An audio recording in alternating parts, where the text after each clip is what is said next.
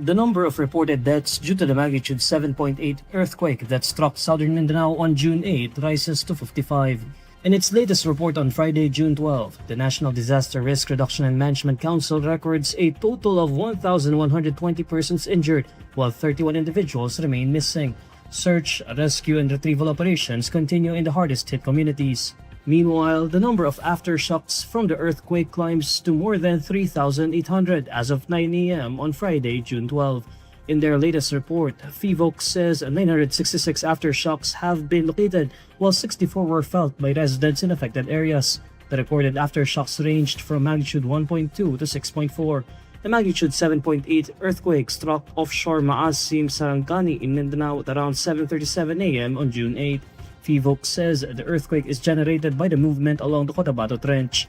The agency previously said aftershocks from the powerful earthquake could continue for weeks or even up to a month. Earlier reports said families in affected communities sleep on roadsides and other open spaces outside their homes due to the continued ground movement. Defense Secretary Teodoro brushes aside sanctions imposed by China on him and his family. In a social media post on Friday, June 12, Teodoro says China is entitled to its actions and adds that he will continue to do his duty and uphold the nation in the face of what he describes as China's deception. On Thursday, June 11, China's Ministry of Foreign Affairs announced sanctions against Teodoro, his spouse, and their child. The sanctions barred them from entering mainland China, Hong Kong, and Macau.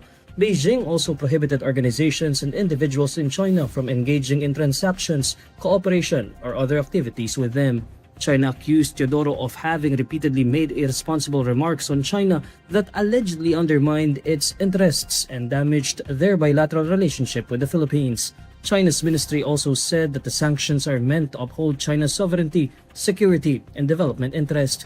The move is a rare action by Beijing against a sitting Philippine cabinet official. It comes amid continuing tensions between the two countries over disputes in the West Philippine Sea. Teodoro has been among the Marcos administration's most vocal critics of China's actions in the disputed waters. He had repeatedly rejected Beijing's sweeping maritime claims and had condemned what Philippine officials described as coercive and aggressive behavior by Chinese vessels. His remarks echoed statements he made earlier this month when reports first surfaced that he and his family had allegedly been barred from entering China. In early June, Teodoro dismissed the reports, saying he had no assets in China and no plans to visit the country. He also said that whatever interest he might have had in visiting China for its food and people was outweighed by his views on its leadership. China's announcement on Thursday formally confirms the restrictions. President Bongbong Marcos recognizes Senate President pro tempore Gatchalian as the leader of the Senate during his Independence Day speech on Friday, June 12. This marks the first time Marcos has publicly done so since the recent leadership change in the chamber.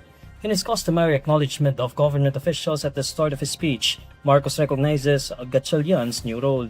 House Speaker Faustino D. and the honorable members of the House of Representatives, Senate President Pro Tem Gatchalian. Marcos and Gatchalian also exchanged a handshake during the flag-raising ceremony at Rizal Park. Meanwhile, Malacanang press officer Claire Castro has repeatedly maintained that the Marcos administration recognizes only Gatchalian as Senate leader. This is despite Senator Alan Peter Cayetano's insistence that he remains in the position.